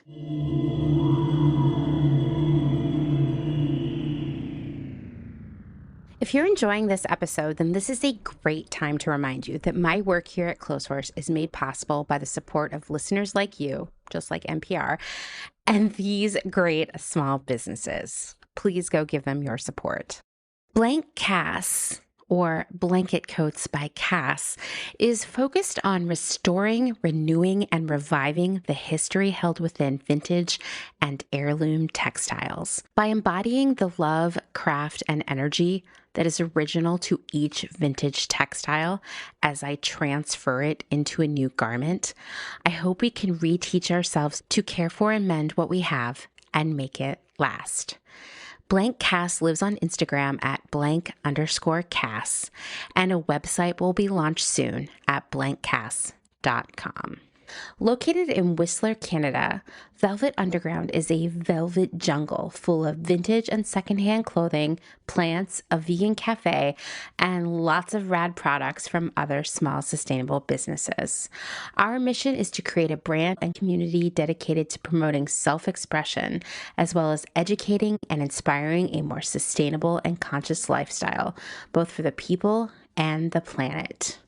Find us on Instagram at shop_Velvet Underground or online at www.shopvelvetunderground.com. St. Evens is a New York City-based vintage shop that is dedicated to bringing you those special pieces you'll reach for again and again. More than just a store, St. Evens is dedicated to sharing the stories and history behind the garments. 10% of all sales are donated to a different charitable organization each month. New vintage is released every Thursday at wearstevens.com with previews of new pieces and more brought to you on Instagram at wear_st.evens. That's Wear St. Evens. Country Feedback is a mom and pop record shop in Tarboro, North Carolina. They specialize in used rock, country, and soul and offer affordable vintage clothing and housewares. Do you have used records you want to sell? Country Feedback wants to buy them. Find us on Instagram at Country Feedback Vintage and Vinyl, or head down east and visit our brick and mortar. All are welcome at this inclusive and family-friendly record shop in the country.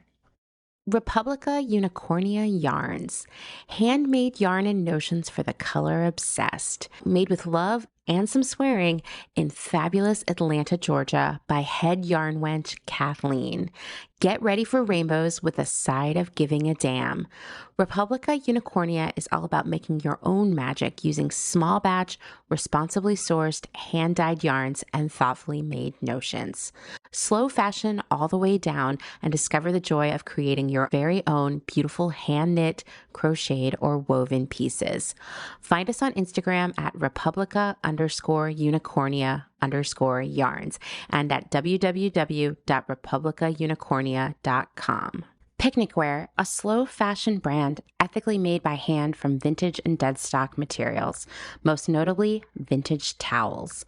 Founder Danny has worked in the industry as a fashion designer for over 10 years, but started Picnic Wear in response to her dissatisfaction with the industry's shortcomings. Picnic Wear recently moved to rural North Carolina, where all their sewing and accessories are now designed and cut, but the majority of their sewing is done by skilled garment workers in New York City. Their customers take comfort in knowing that all their sewists are paid well above New York City minimum wage. Picnic Wear offers minimal waste and maximum authenticity. Future vintage over future garbage. Cute Little Ruin is an online shop dedicated to providing quality vintage and secondhand clothing, vinyl, and home items in a wide range of styles and price points. If it's ethical and legal, we try to find a home for it. Vintage style with progressive values. Find us on Instagram at Cute Little Ruin. Is there a little bit of Italy in your soul? Are you an enthusiast of pre-loved decor and accessories? Bring vintage Italian style and history into your space with the Pewter Thimble. We source useful and beautiful things and mend them where needed. We also find gorgeous illustrations and make them print-worthy. Tarot cards, tea towels, and hand-picked treasures available to you from the comfort of your own home. Responsibly sourced from across Rome, lovingly renewed by fairly paid artists and artisans, with something for every budget. Discover more at thepewterthimble.com. Deco Denim is a startup based out of San Francisco, and it sells clothing and accessories that are sustainable, gender fluid, size inclusive, and high quality, made to last for years to come. Deco Denim is trying to change the way you think about buying clothes. Founder Sarah Mattis wants to empower people to ask important questions like, where was this made? Was this garment made ethically? Is this fabric made of plastic? Can this garment be upcycled? And if not, can it be recycled? Sign up at decodenim.com to receive $20 off your first purchase. They promise not to spam you and send out no more than 3 emails a month, with 2 of them surrounding education or a personal note from the founder. Again, that's decodenim.com.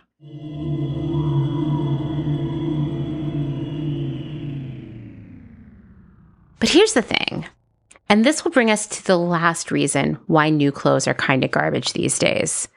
The machine, this cycle of stupidity and waste, it keeps on moving if we keep feeding our money to it. Basically, the clothes stay garbagey until we stop buying them. And as I've said before, in the early days of fast fashion, we did not think it was going to last. Wouldn't customers get tired of the bad fabrics, of all that polyester, the low quality, the bad fit, the short lifespan? Wouldn't customers hit a point where they said no more and we would be forced to backpedal on low cost, high margin stuff and start creating better stuff with longevity? Well, it turns out that didn't happen. We didn't have to make those changes because customers didn't care. And to this day, every day, people are still opting to support this machine that sells them disappointing stuff. All of us, the collective we are still opting into it.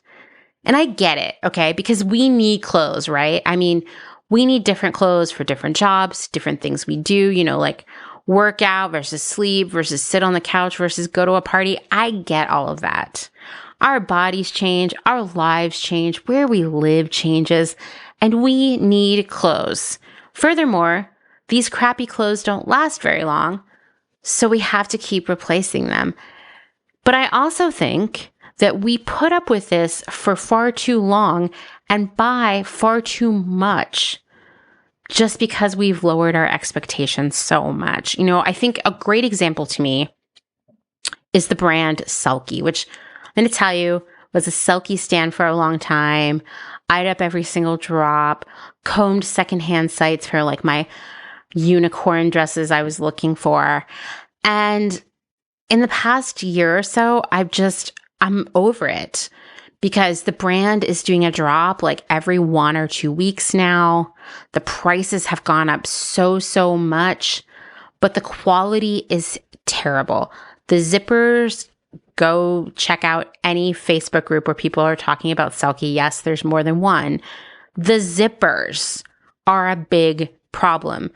Most people, myself included, who own some Selkie dresses, we don't even unzip them to put them on. We just put them over our head and jam ourselves into it and lift up our boobs to fit them in place. And it's a whole uncomfortable experience, but it's better than trying to zip up that zipper, which most likely won't zip or stay zipped.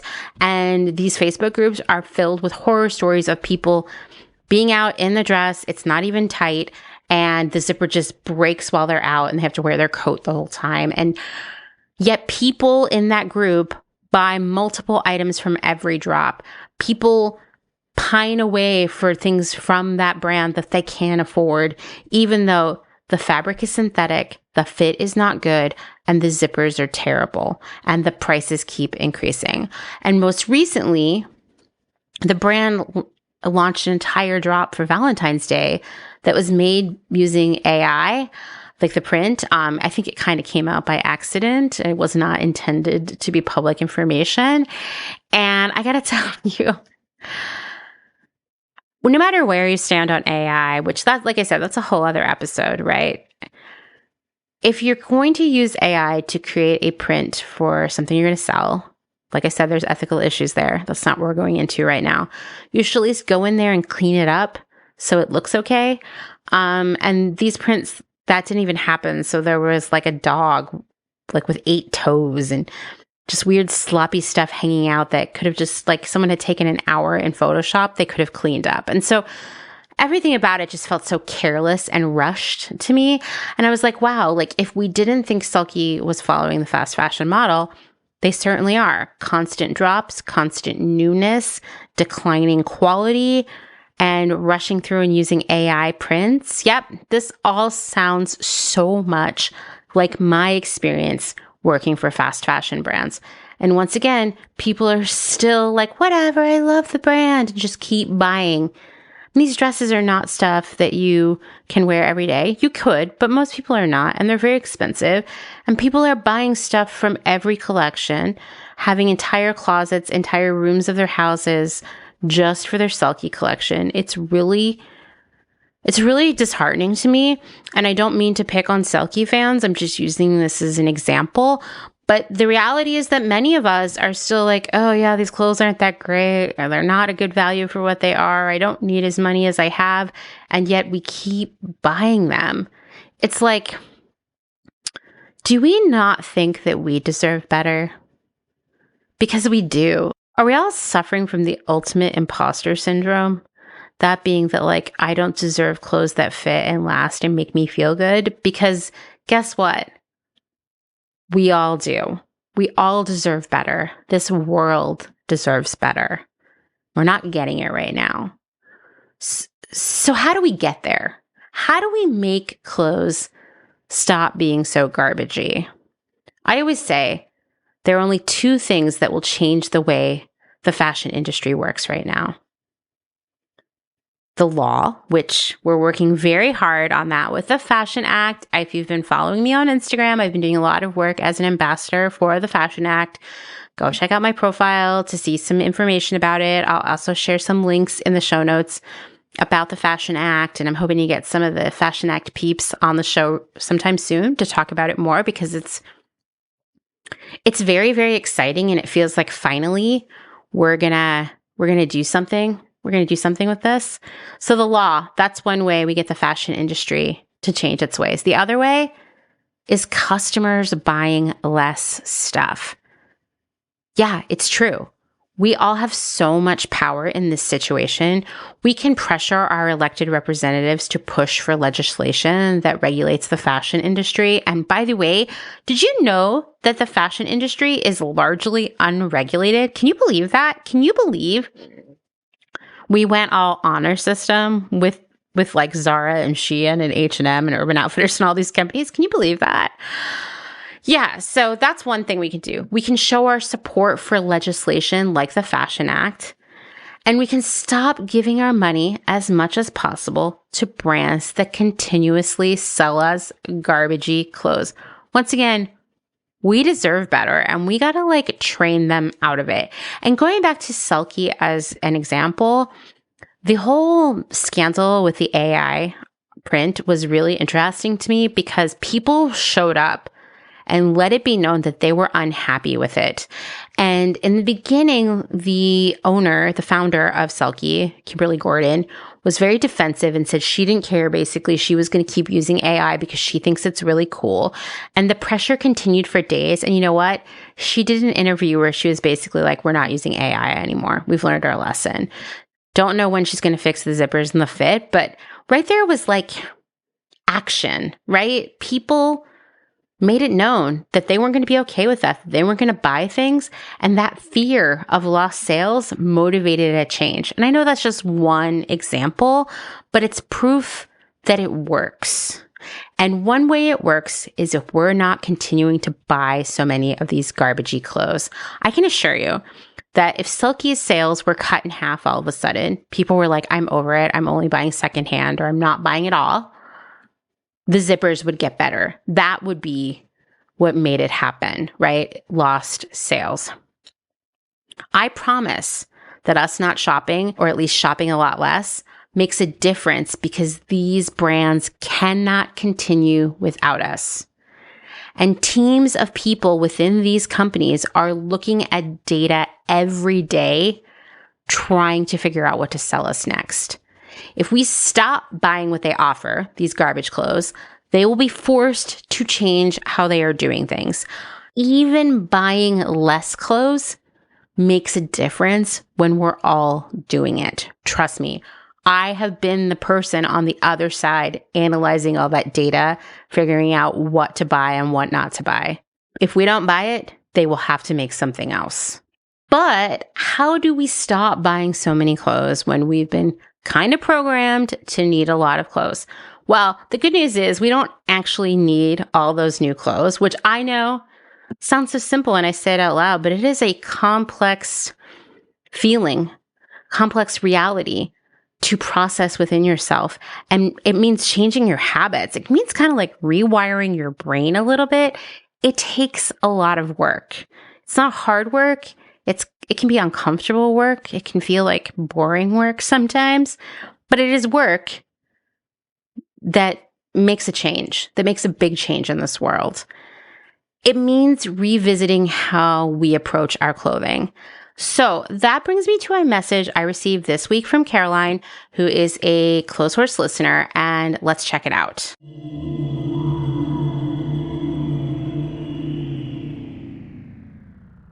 Hi, Amanda. This is Caroline. I've been a listener and supporter for a long time. You probably haven't heard much from me. I'm not very active on social media. It's not a space I'm super comfortable in. So I guess I'm saying long time listener, first time caller. Anyway, I wanted to follow up on the email. First off, thank you so much for talking about the email on the podcast. I think it's a really great conversation to have. I guess I would extend that thank you to the writer of the email also.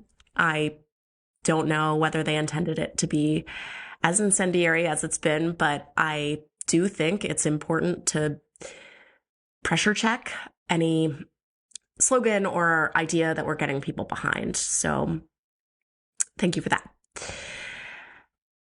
I definitely agree that small business and secondhand is the future. I have also noticed that there's a lot of emphasis on the podcast from the selling side. Obviously, your professional experience and the experience of your guests is extremely informative. And I do think that the peek under the hood of the industry is valuable to be aware of as a consumer. I also think that there could be more emphasis on some of the nuances and decision making from the consumer side. By consumers, I mean, those of us who are not in the fashion industry, but maybe use fashion as a way to express ourselves, or just those of us that get up and get dressed every day and have to get those clothes from somewhere. So you've mentioned that people reach out all the time requesting, recommendations on businesses or materials or whatnot. And there is no perfect business or magic material that makes it okay to overconsume. You have a lot of content that backs that up. I think it would be helpful to unpack that some more from the consumer's perspective. When I need to buy clothes, shopping small and secondhand is a great start. But what are some other points I should consider to make sure that I'm, one, getting a piece that I'll actually wear, and two, that it will last in my closet for a long time? This is something I've been working on for myself for some time. So I thought I'd share a few ideas and resources that have been helpful to me. So, in my opinion, the pieces that I'll actually wear point starts with having a strong understanding of my personal style. Everybody has their own journey on this. But Clothes Source has some episodes on this that are great. Episodes 118 and 119 are about finding your personal style. Also, episode 143 on wardrobe ease is great. A couple other resources I've found helpful. NPR's Life Kit also has an episode about defining your personal style. So does Articles of Interest. Both excellent. So another part of the Pieces I'll Actually Wear point is being realistic about my lifestyle. For example, I live in a city where I walk a lot. And it just doesn't make sense for me to have shoes in my wardrobe that are not comfortable to walk in. I like a lot of shoes aesthetically, but I just don't buy shoes that are not walkable anymore. There's a YouTuber called Hannah Louise Poston that has a few videos on style, but she has one, it's called Finding Your Personal Style, but her first step is looking at your practical constraints, which was kind of an interesting different lens on style, and I found it super helpful. She also has one about how to match your wardrobe to your lifestyle. She does an audit sort of her monthly activities and things that you wear for them, which for me was a really informative exercise. One topic that kind of bridges the pieces I'll actually wear and the long-lasting topic is fabric content. Clothes Source has a lot of information on this, kind of sprinkled throughout the podcast. You also did a series on Instagram a while back that broke down key points by material type. I have those saved and reference them pretty often. I don't think that there's a specific podcast about that, but I would love to hear a deep dive on that. It's so integral to, the footprint of production, and also how a piece of clothing feels on your body. And then how long it lasts, both, looks good and lasts in our closets, but also in the environment. So yeah, would love to hear more about that. So getting into the lasting in my closet topic, Clothes Source episodes 152, 153, the laundry sodes, were super informative and helpful. I think it was also in the laundry sodes, it might have been somewhere else, where you talked about some best practices for storing clothes that are, out of season or just otherwise not in your day-to-day closet. That's not something I had given much consideration to myself, and has been super, super helpful. So thank you for that. I'd also love to hear more about people's strategies for kind of scratching the shopping itch without actually shopping. Amanda, you've talked about putting some pieces away for a time so that when you bring them out again, they feel fresh and new. I loved that. I've started doing that with I'll put some pieces away at the beginning of the season, and then midway through the season when I'm, my closet starts to feel kind of stale, I'll bring them out and be like, yay, new stuff. It's great. So thanks. In a similar vein, that same YouTuber, Hannah Louise Poston, has some videos about shopping your own closet, where, if there are pieces that you're not wearing, kind of take it out and try to style it in a different way. I've done this before with a friend who came over and styled some stuff in my wardrobe for herself, and it was, really interesting, kind of breathed new life into that stuff. So it was great. I also know people do if I'm still thinking about this after X number of days, I'll get it then, and so on. I'd love to hear more about people's strategies for that. Anyway, that's my 2 cents. This is getting kind of long, so maybe it's more than 2 cents. I don't know. Like I said, big fan of the podcast, listened for a long time, shared with friends, family. And I'm excited to see what you have in store for this year. Thanks, Amanda. Bye.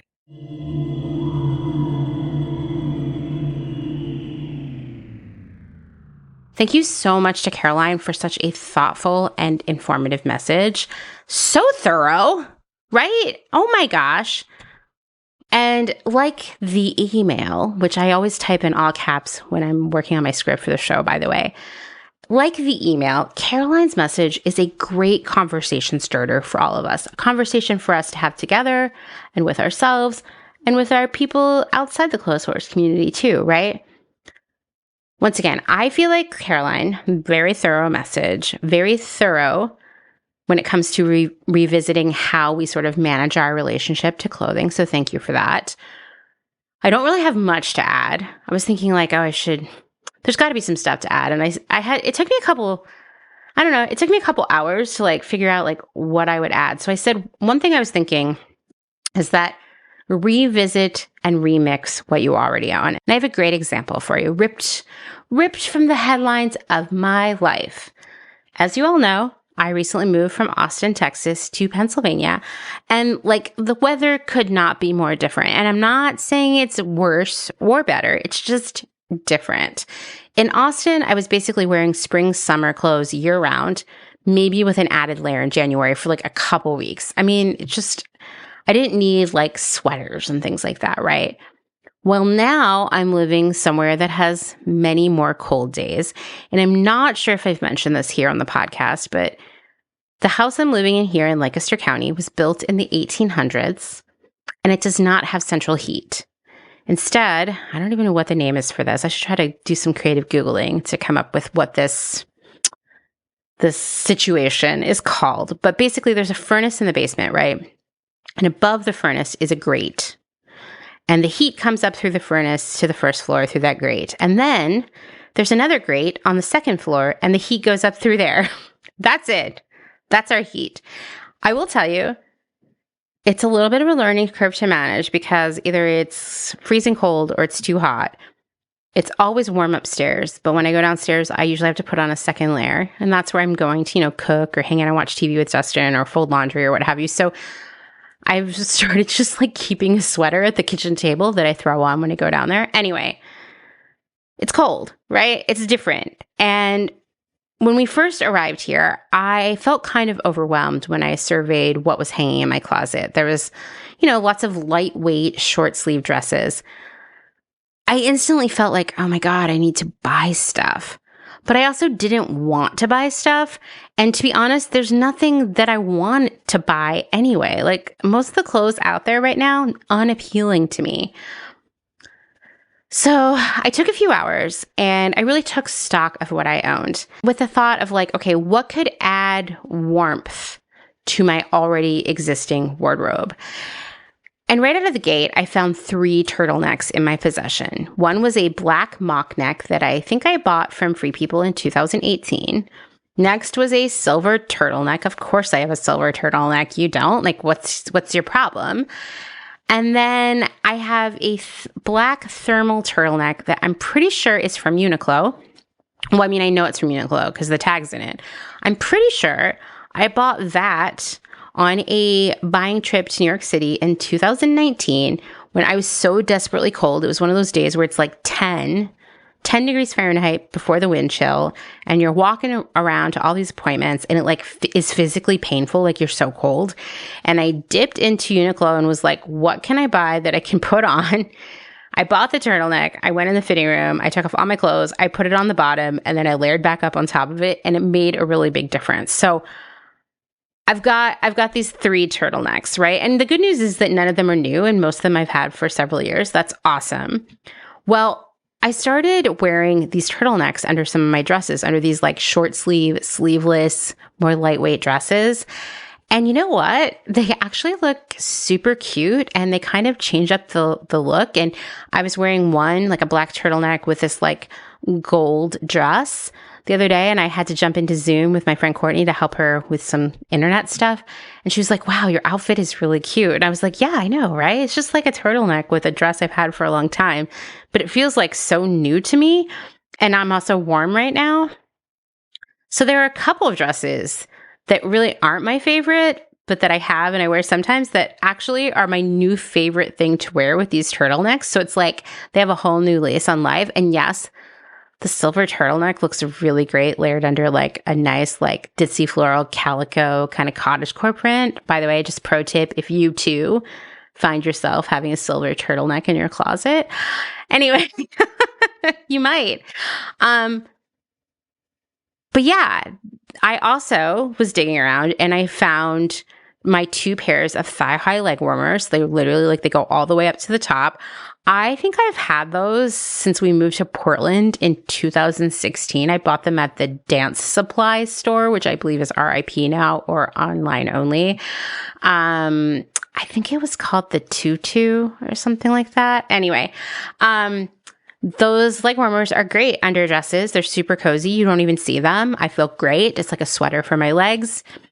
These are just a few examples of what I've been doing, which is like taking what I already own and figuring out how it works together. And it's actually been working out in a new and better way. The good news is that I haven't bought any new clothes and I'm feeling pretty warm and cozy. I did buy one amazing thrifted 90s Liz Sport cardigan. It's black with flowers. It's so nice. It has gold buttons. I love it. I'm going to have it my whole life. And I bought 2 thrifted flannel shirts right before we moved that also layer nicely with all this stuff.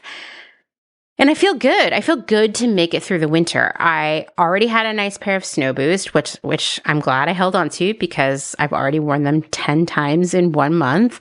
And so overall, I'm equipped, right? Another way to sort of mix it up and revisit your clothing, and Caroline actually mentioned this in her messages, I am a big fan of moving things in and out of my closet, or in my apartment living days, moving stuff from the back to the front of my closet. Because stuff gets stuck back there and you forget about it. And then it feels like Christmas when you move it up front.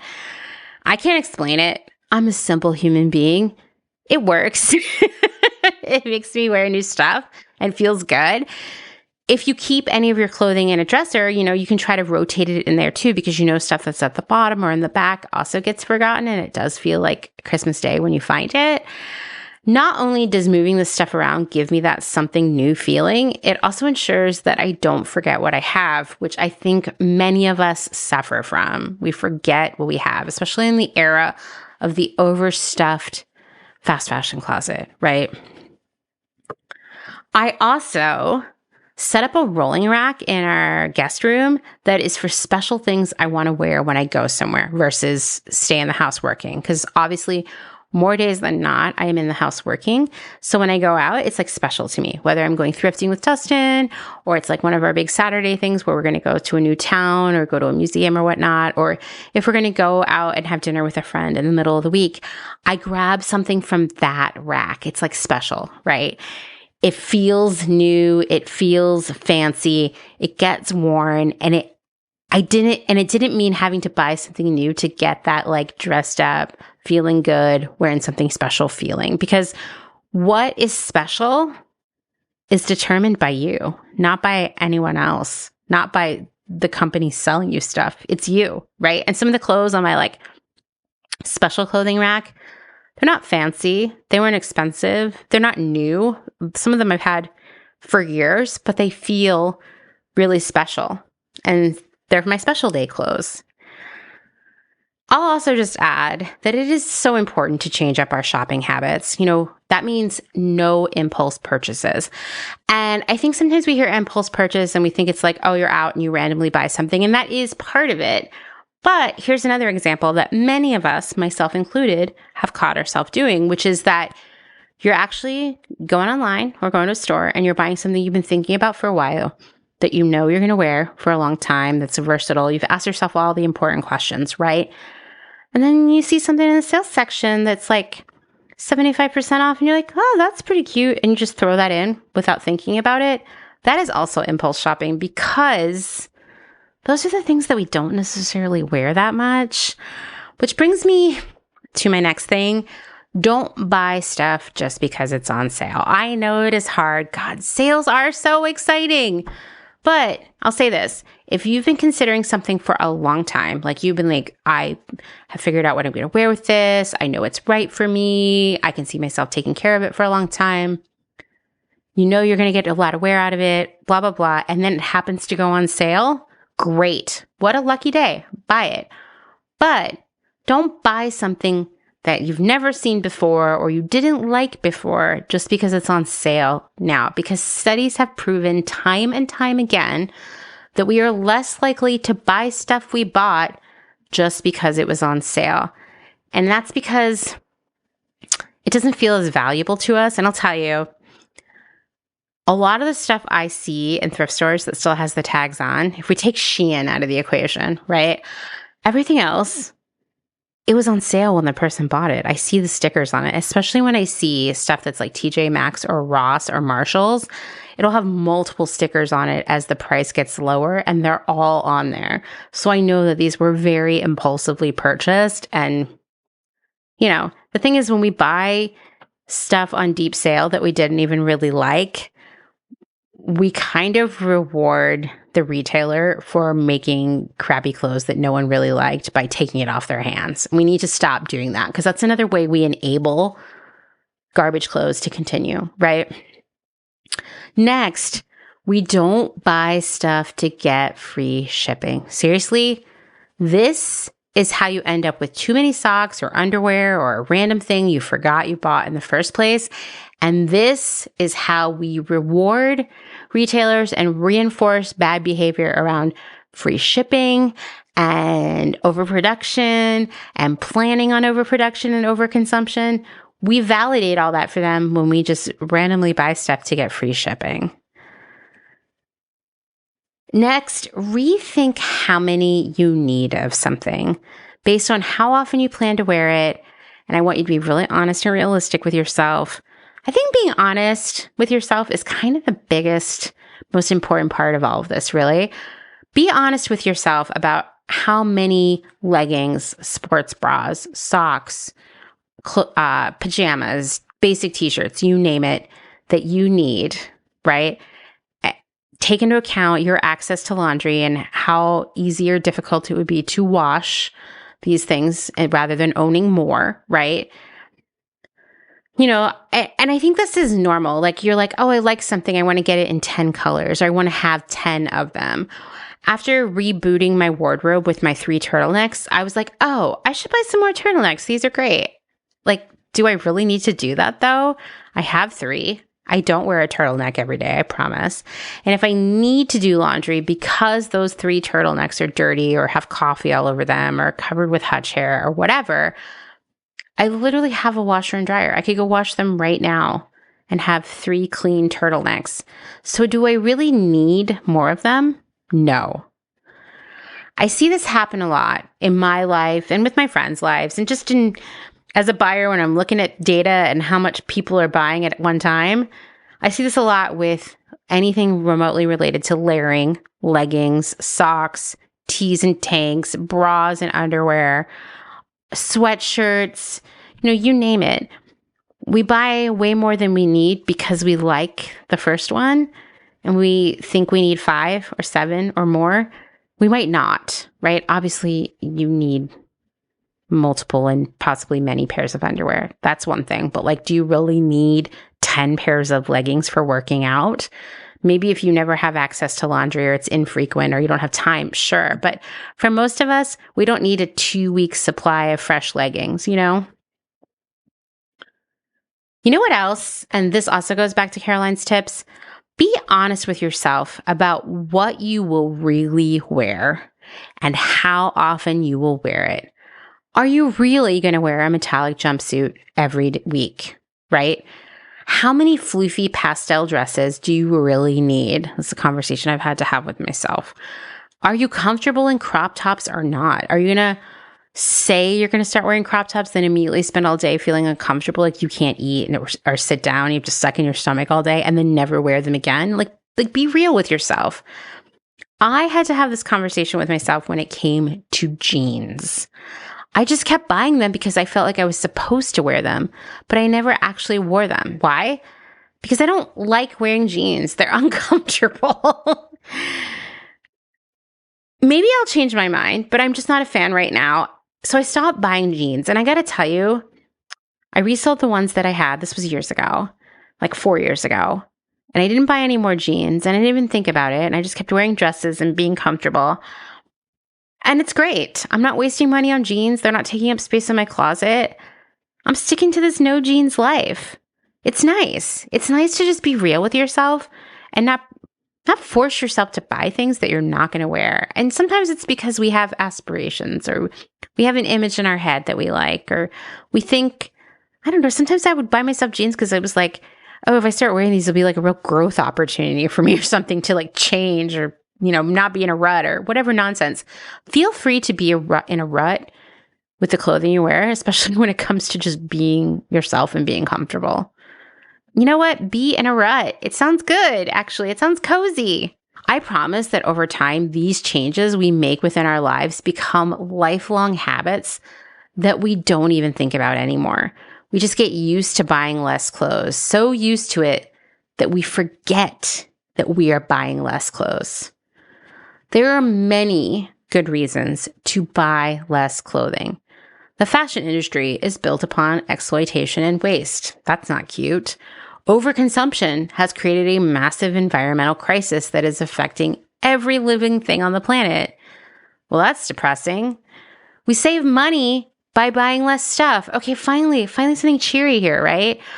Many of us already have plenty of clothing, true story, and there are 6 generations of clothing on the earth right now, so there's plenty of used clothing in circulation that we can opt for as well. And on top of that, new clothing is kind of garbage these days. What are we paying for when we get brand new clothing from many brands and retailers? Let's see. Let's think about it. All of that overproduction, air freight, the cost of all of those returns of the low quality stuff, all that free shipping, executive bonuses and shareholder dividends, and ultimately a low quality, short-lived, poorly fitting article of clothing. Also, it's at the lowest price it's ever been at. Clothes are so much cheaper than they were, as we've illustrated in the 90s. Yet we get all this stuff with our clothing. Wow, we are definitely not getting nice clothing, right? It all makes sense. When you unpack it all like this, you're like, yeah. The only math that is mathing is that clothes are indeed kind of garbage these days. It's just not a great deal for us. And furthermore, it props up a broken machine that is just stuck in an endless, dumb cycle of churning out low quality stuff made with human exploitation. Because it just can't take the time to fix itself. It's too short-sighted about anything. Not the impact on the planet and its people, and certainly not the impact on the industry itself. Nothing makes any sense. Here's the thing. We deserve better, and everyone around us deserves better. The planet, all of its people, that all deserves better too. Let's make better happen for all of us. Thanks for listening to another episode of Clothes Horse. Written, researched, edited, hosted, all the things by me, Amanda Lee McCarty. If you liked what you're hearing, please leave a rating, a review. You can subscribe, do all those things, but most importantly, tell your friend that clothes are indeed garbage right now. It's not in their imagination, and here's why. And speaking of clothes being kind of garbage, and speaking of telling your friends, this month I am trying something new that I hope will be a regular monthly-ish thing. It goes back to my idea of building community, whether virtual or IRL this year, and kind of into perpetuity. This month, I'm trying a Clothes Horse virtual webinar / hangout. It will be happening on February 29th, aka Leap Day. Will happen via Zoom. And in this session, I'll be talking with all of you about why new clothes are kind of garbage these days. I'll do a presentation of a lot of the things I've discussed in these episodes, and I'll take your questions. In fact, I'm hoping for a lot of audience participation because that's my favorite part. The event is free, but I do encourage all of you to support my Ko-fi or my Patreon or something else afterwards in exchange for my work. if you learn something and have a good time, of course. To register, you can follow the link in the show notes. Because I'm too poor for the Zoom webinar level account, this session is only open to 100 people. So it's definitely a first come, first serve thing. And I'm announcing it here before social media. So all of you podcast listeners get first dibs on signing up. So don't snooze. And I already know what you're asking. This webinar will not be available for viewing online after it happens unless you are a Patreon subscriber. I'm going to upload the whole thing there for everyone to watch. Once again, this is happening on February 29th, and the link to register is in the show notes. If you'd like to support my work financially, there are many different ways in which you can do that. You can learn more at patreon.com/closehorsepodcast. You can sign up for the Apple Premium subscription, which gives you access to all of the Closed Horse archives. Or you can use the Ko-fi link. It's on my website, and it's also in my Instagram bio. Thanks, as always, to my other half, Dustin Travis White, for our music and audio support, and I will see you all next week. Bye.